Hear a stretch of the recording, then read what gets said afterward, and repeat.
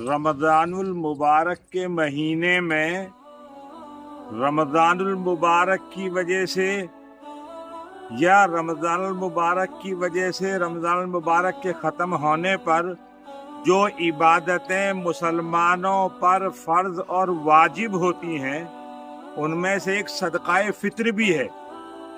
सदक़ाए फ़ित्र किसे कहते हैं, कब अदा किया जाता है, किसको देना जायज़ है, कितनी मिक़दार में दिया जा सकता है, इन सब बातों को बताने के लिए आज की ये मजलिस मुनक़िद हुई है।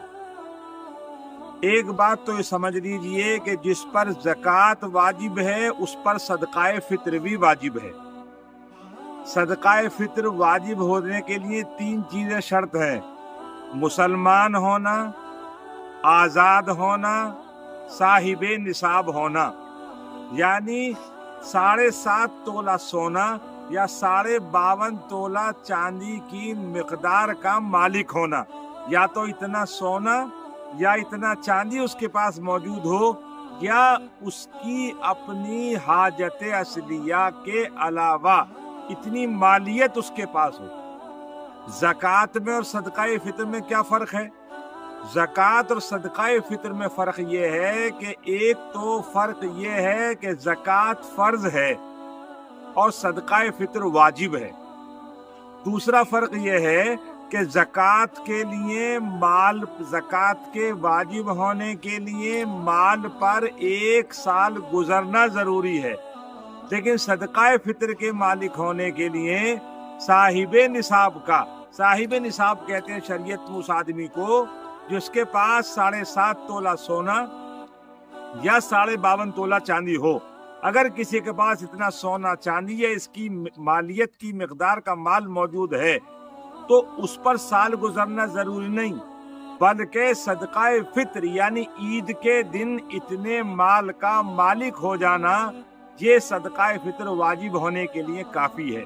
तो दूसरा फ़र्क ये हुआ कि ज़कात के वाजिब होने के लिए माल पर साल गुजरना शर्त है और सदक़ाए फ़ित्र के वाजिब होने के लिए साल का गुजरना शर्त नहीं है। फिर तीसरी बात यह है कि सदक़ाए फ़ित्र के वाजिब होने का जो वक्त है वो तुलुए फज्र है। यानी ईद के दिन जो तुलुए फज्र सुबह सादिक होती है उसके बाद से सदक़ाए फ़ित्र आदमी पर वाजिब हो जाता है साहिबे निसाब पर। ऐसे ही जैसे आकिल बालिग आज़ाद साहिबे निसाब को अपनी तरफ से सदक़ाए फ़ित्र अदा करना वाजिब है, ऐसे ही अपनी नाबालिग औलाद की तरफ से भी अदा करना वाजिब है। बालिग औलाद की तरफ से अदा करना वाजिब नहीं है, लेकिन अगर बाप अदा कर देता है तो बेहतर है। ऐसे ही सदक़ाए फ़ित्र का जब वक्त बताया कि ईदुल फ़ित्र ईद के दिन है तो इसका ताल्लुक अफजल वक्त ये है कि आदमी सदक़ाए फ़ित्र को ईद की नमाज से पहले पहले अदा कर दे। लेकिन अगर किसी आदमी ने ईद की नमाज से पहले अदा नहीं किया यानी ईद की नमाज पढ़ ली तो क्या ईद की नमाज पढ़ लेने की वजह से सदक़ाए फ़ित्र का वक्त ख़त्म हो जाता है? तो जवाब उसका ये है कि ईद की नमाज पढ़ लेने की वजह से सदक़ाए फ़ित्र का अदा करना साक़ित और ख़त्म नहीं होता, बल्कि ईद की नमाज पढ़ने के बाद भी अदा करना चाहिए। अब अगर कोई आदमी सदक़ाए फ़ित्र ईद की नमाज और ईद के दिन से पहले अदा करना चाहे तो क्या वो रमज़ान में अदा कर सकता है? तो जवाब उसका ये है कि सदक़ाए फ़ित्र का अदा करने के लिए ईद की नमाज का इंतज़ार ही करना ज़रूरी नहीं है। अगर कोई पहले अदा करता है तो अदा हो जाएगा, बल्कि हालात का तकाज़ा और अफजल बात यही है कि पहले ही अदा कर दे। इसलिए कि सदक़ाए फ़ित्र का मकसद ही ये होता है कि ताकि इस ईद की सुन्नत की खुशी में जैसे मालदार साहिब निसाब खुश हैं, ऐसे ही वो लोग जिनके पास सदक़ाए फ़ित्र पहुंच जाए वो भी अपने बच्चों के साथ ईद की खुशियां मना सके। अब सदक़ाए फ़ित्र किन किन चीज़ों से अदा हो सकता है? आम तौर से हमारे समाज और मुआशरे में ये बात आम है कि वो सदक़ाए फ़ित्र को अदा करने के लिए सिर्फ गेहूं ही को समझते हैं। यानी वो ये समझते हैं कि सदक़ाए फ़ित्र को अदा करने के लिए गेहूं ज़रूरी है। तो एक बात तो ये जान लें कि जैसे सदक़ाए फ़ित्र गेहूं के ज़रिए से अदा होता है, ایسے ہی اور چیزوں کے ذریعے سے بھی صدقہ فطر ادا کیا جاتا ہے. جیسے گیہوں کے علاوہ مثلاً کشمش ہے، جو ہے، چھوارا ہے، منقع ہے، پنیر ہے، اس کے ذریعے سے بھی صدقہ فطر ادا کیا جاتا ہے. اب اگر گیہوں سے کوئی آدمی دینا چاہتا ہے تو دو صورتیں ہیں، یا تو براہ راست گیہوں ہی کو صدقہ فطر میں دے یا اس کی قیمت دے. تو اگر آدمی صدقہ فطر گیہوں کا دینا چاہتا ہے تو اس کے لیے لکھا ہے علماء نے کہ 1.25 کلو یعنی احتیاطاً 1 کلو 700 گرام گیہوں دے. اگر گیہوں نہیں دیتا بلکہ گیہوں کی قیمت دینا چاہتا ہے تو کہ اگر کوئی آدمی صدقہ فطر میں گیہوں کے بجائے گیہوں کی قیمت دینا چاہتا ہے، یعنی صدقہ فطر کو گیہوں کی قیمت سے ادا کرنا چاہتا ہے تو یہ بھی جائز ہے. اب سوال یہ ہے کہ گیہوں ایک تو بازار کا ریٹ ہوتا ہے اور ایک کنٹرول ریٹ ہوتا ہے، تو آدمی کون سے ریٹ سے گیہوں کے اعتبار سے قیمت ادا کرے گا؟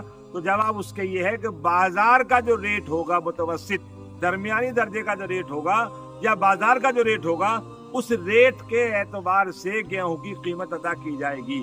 کنٹرول کے ریٹ سے گیہوں کی قیمت کا صدقہ فطر ادا نہیں کیا جائے گا. اچھا، اب اس کے بعد اگر کوئی آدمی گیہوں کے علاوہ اور چیزوں سے صدقہ دینا چاہے تو جائز ہے، صدقہ فطر دینا چاہے تو جائز ہے. تو جواب اس کا یہ ہے کہ حدیث پاک کے اندر ہے کہ آدمی کو صدقہ فطر اپنی حیثیت کے اعتبار سے دینا چاہیے. حدیث پاک کے اندر آتا ہے اوسع اللہ فوسعوا، کہ اللہ نے تم کو اگر وسعت دی ہے تو پھر وسعت سے پیش آؤ نا. اللہ نے آپ کو وہ حیثیت بنایا ہے، اس لیے آدمی کو صدقہ فطر اپنی حیثیت کے اعتبار سے دینا چاہیے. چنانچہ جو اللہ نے جن کو مالدار بنایا ہے، خوب وسعت دی ہے، ان کو چاہیے کہ گیہوں کے علاوہ چیزوں سے صدقہ فطر دیں تاکہ صدقہ فطر لینے والوں کی ضروریات بخوبی پوری ہو سکیں. اب وہ کیا چیزیں ہیں کہ گیہوں کے علاوہ کشمش، جو، چھوارا، پنیر، ان کے ذریعے سے بھی صدقہ فطر ادا کیا جاتا ہے اور صاحب حیثیت مالداروں کو انہی کے ذریعے سے صدقہ فطر ادا کرنا چاہیے.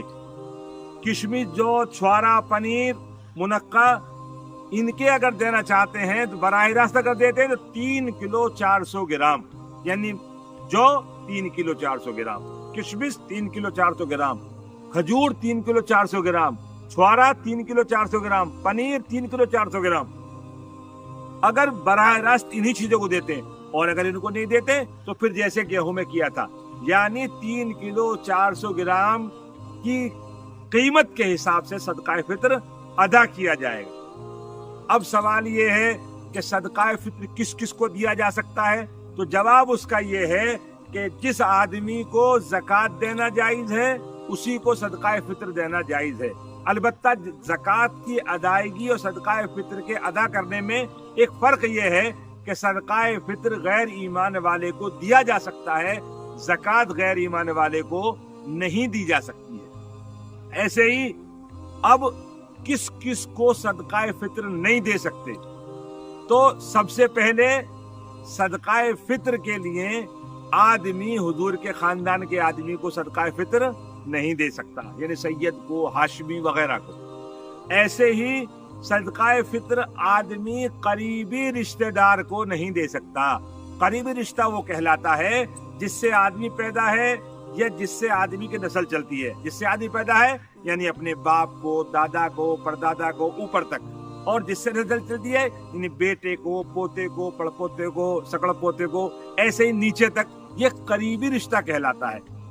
ایسے ہی قریبی تعلق والے کو بھی صدقہ فطر دینا جائز نہیں ہے. قریبی تعلق کون سا کہلاتا ہے؟ قریبی تعلق کہلاتا ہے میاں بیوی کا، یہ قریبی رشتہ کہلاتا ہے.